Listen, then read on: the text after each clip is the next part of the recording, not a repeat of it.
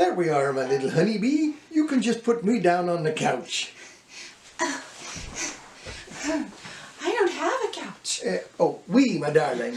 Oh, golly, you speak French. French? Oh, no, we don't have a couch.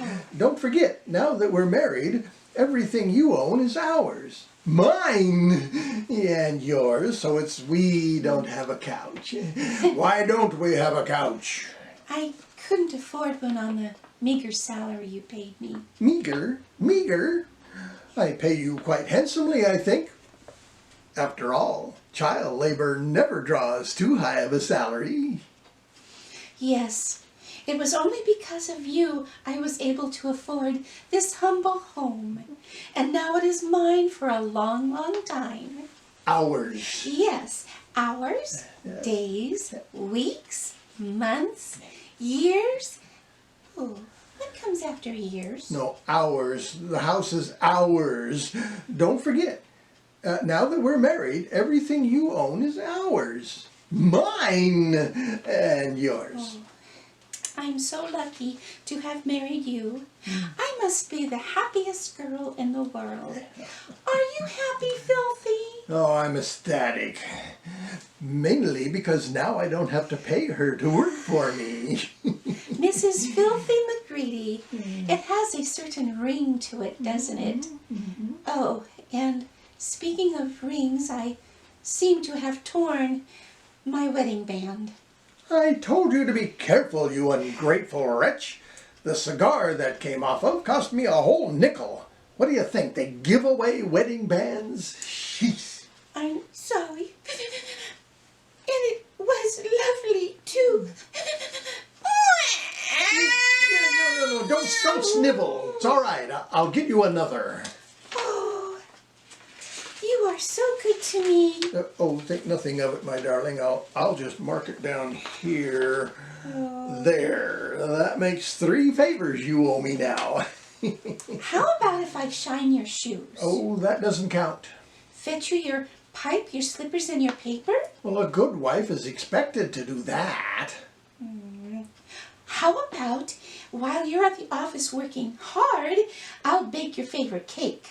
Yeah, my dear, I don't work hard at the office. You do that for me, remember? Oh, but I thought you said that after we were married, I would no longer have to work, that you would provide for me. Remember the moon and the stars? Oh, Priscilla, you are a gem. What I meant was, you won't have to work at both jobs anymore. You can give up your paper route. Isn't that wonderful? It isn't exactly what I had in mind. Listen, how would you like to do me one of those favors you owe me right now? Oh, yes, dearest. Your slightest wish is my command. Well, of course it is. But anyway, just forget all those silly things I said before we got married. I'm not sure I understand. Oh, you know, the moon, the stars, that garbage. Those are merely metaphors. Oh, golly, what you just said.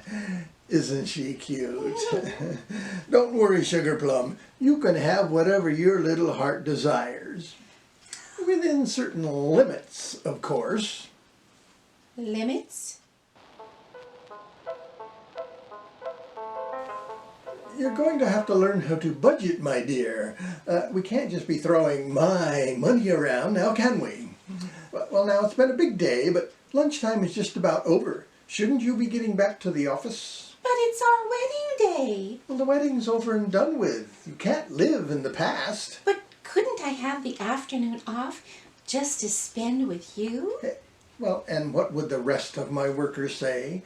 The boss's wife gets all the breaks. Do you really want that? Yes. I'll tell you what, you can go back late.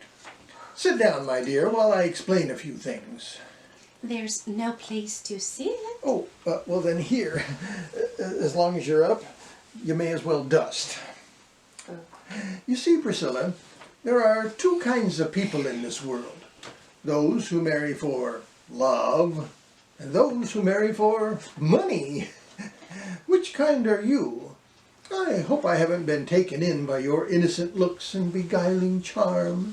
The fact that Now that we're married, you no longer want to work. Well, that distresses me. I'm sorry. Mm-hmm. I'm so selfish. Mm-hmm. Don't snivel! All right, you can have the rest of the day off. Gads. What would I do without you? What am I going to do with you? Is this old house really worth it? That old geologist report had better be right. Who were you talking to? Yeah, no one, my dear. Just, muttering to myself. Well, as long as we're stuck home together for the afternoon, how about fixing us some lunch? That's a peachy keen idea. Mm-hmm. Mother, who is gone but not forgotten, used to fix us this tasty dish each and every evening. Well, you go right ahead, my sweet. A good home-cooked meal sounds delightful. Sitting here reminds me of my own mother, who is still here but forgotten, fixing me my evening meal every night. Of course, that was before she missed a mortgage payment and I threw her out into the cold street. Oh yes, I can still hear her dishing up the hot grits.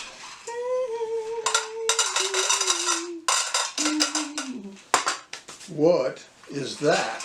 A tasty dish I fixed all by myself. Well, I have no doubt, but what is it? What does it look like? Looks like dry beans poured into a tin cup. I memorized the recipe. That's it? I'm supposed to eat this? Oh, I This knew. is my home-cooked meal? I knew you'd be surprised. Surprised? Surprised? Mm-hmm. Tell me, my dear, had you considered actually cooking the beans over heat on a stove? Alas, we have no stove. You have no stove? I suppose that's one of the first things you'll buy me now that we're married. There seems to be some confusion about our relationship and what is expected of each other.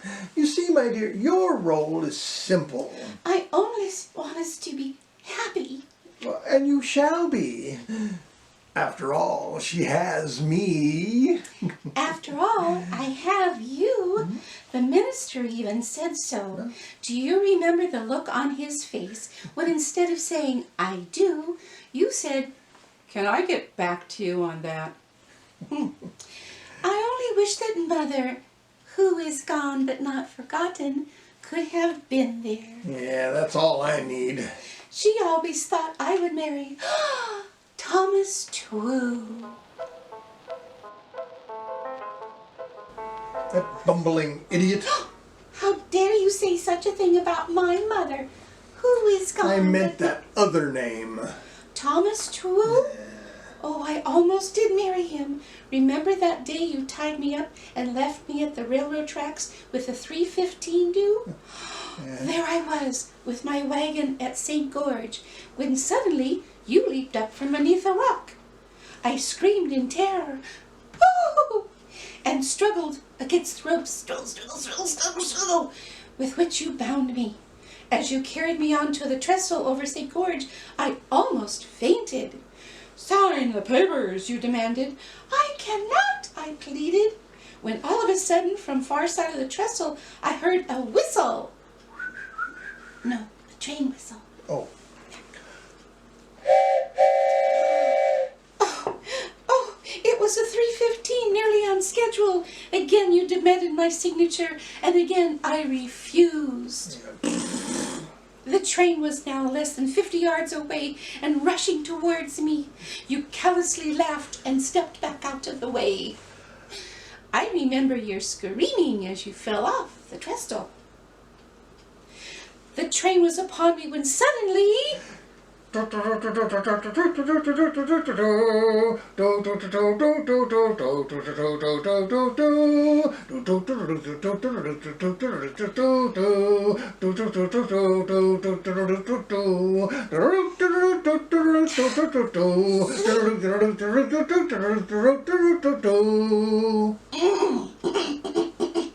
when suddenly, at the end of the trestle, it was Thomas True. He ran towards me, afraid it was too late. He was ready to throw himself in front of the train if I was killed.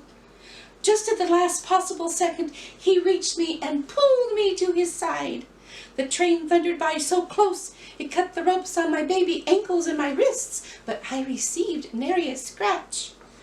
I was very angry with you that day. It was almost then I said yes to Thomas. Oh, don't be so melodramatic. It was close to Halloween, and I merely wanted to frighten you. Oh, I had left strict instructions with the engineer to stop before he actually ran over you. It was March, near St. Patrick's Day. Well, if that bungler Thomas True hadn't happened along, it would have seemed like a cheery Halloween. I'm sorry, dearest, you're muttering to yourself again. I said, if that's the way you want to remember me when we're old and gray, then the poorer I am for it. Oh, I've hurt your feelings. Is there anything I can do to make up for it? Oh, that's all right. I'll just mark it down here. Let's forget that it even came up. There were times that you were a little stubborn too, as I recall. Little me? Stubborn? Yeah. I remember the day I tied you to the conveyor belt at the old sawmill and pointed you in the direction of the resaw. There I was, cold-heartedly tying you to the conveyor belt. Fortunately for me, the housing market was in a slump and the mill was closed up that day. I kept telling you over and over, sign the papers and you would go free. But no. So what choice did I have?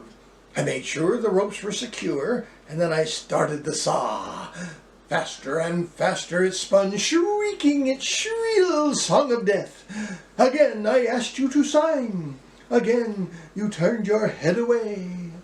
Reluctantly, I started the conveyor belt.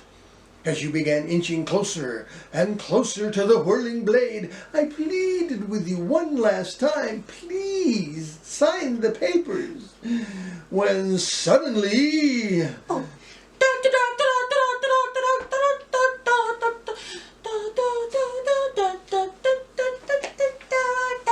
Oh, enough. When suddenly that idiot Thomas True, the mill foreman, the sheriff, the fire chief, and two people I didn't even know sprang from the shadows and bound my upper torso with Reynolds wrap. Yes, I was foiled again. Thomas stopped the saw just as it cut viciously into your ropes. That's two perfectly good ropes ruined on account of you.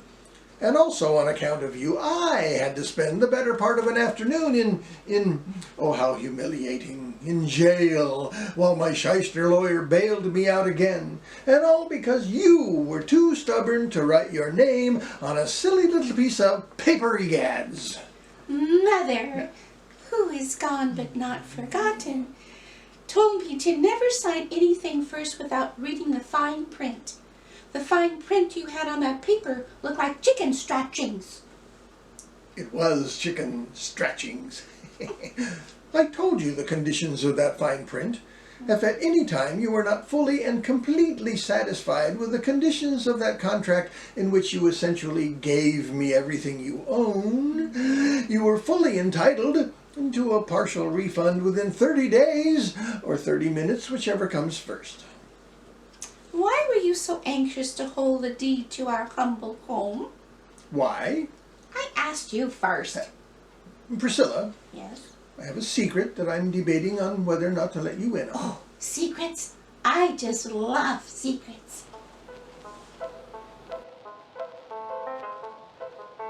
All right. I'm going to tear down this crummy old shack and put in a gold mine, just as that old geologist report suggests. Oh, gasp! You can't mean that. Of course I can mean that. Why wouldn't I mean that? But Mother, who is gone but not forgotten, built this house with her bare hands. Ooh, wouldn't it have been easier with a hammer and a saw? There's tenderness and kindness in this house. Yeah, that's reason enough for me to tear it down. I remember being born here. You remember being born? Well, it's a little hazy, but I remember the wonderful years growing up and scraping my baby knees and running home to Mother, who is gone but not forgotten. Tear down this house? Well, I would rather marry a black-heart villain. From the mouths of babes. When Thomas True first asked me for a date, it was in this very room. Oh, don't mention that name. And when you first chased me around the room and asked me to marry you, it was here, in this very room. Yeah, all right already. And now you say you want to tear down this shack? Well, no, it was just a suggestion. And for what? Oh, there's this new kind of gold mine I want to try. Gold mine? Gold mine? Is that all my memories mean to you? You wait, of course not, my precious. You know, it's just that... That's all right. I understand. Okay. Tear down my home. I know you will be happy then. Don't snivel! Egaz! All right, I won't tear down this this humble home. Perhaps I can put a gold mine in underneath. You are so good to me. Aren't you going to finish your lunch? Ew, I'm not very hungry. I'll grab a sandwich at the office later. But you're not going back to the office today. Can't you remember anything? Then I'll do it tomorrow. If I survive that long. Something's bothering you. What is it? You can tell me. After all, what is our marriage to be if not honest? Short, I hope. Well, at least you didn't say profitable. Oh, but it will be once I put in the gold mine. Oh, gold mine, gold mine. What's all this talk about a gold mine? Well, because that's what's going to make me rich. Gold, just as that old geologist report says.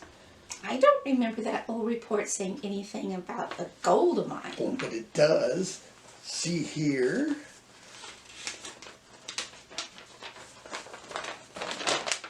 It says, there's a gold mine on that mountaintop. Let me see that. Oh, Mother, who is gone but not forgotten, said that you should never trust anything without the... Yes, here it is, just as I thought. What? What's just as you thought? It doesn't say anything about a gold mine. Well, of course it does. Pfft, that's why I married you. Clean your glasses, you silly goose. It says cold mine. C-O-L-D. That it's a cold mine, and there's nothing on the mountaintop but rock. What do you mean, that's why you married me? No gold? You mean I've done this for nothing? And to think I thought you married me because you loved me. Oh, foolish heart. Curses. Don't you use that kind of language in my house, Buster. Oh, I'm so glad that Mother, who is gone but not forgotten, isn't here to see this. Foiled again.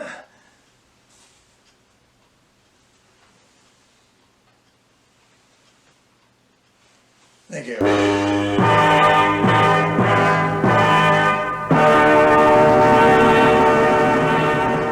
We leave you now with a few pictures from an actual performance in 1983. Now, these pictures were taken on stage at the Front Street Saloon in Old Tucson. That's a movie location and tourist attraction in Tucson, Arizona. Enjoy. Enjoy.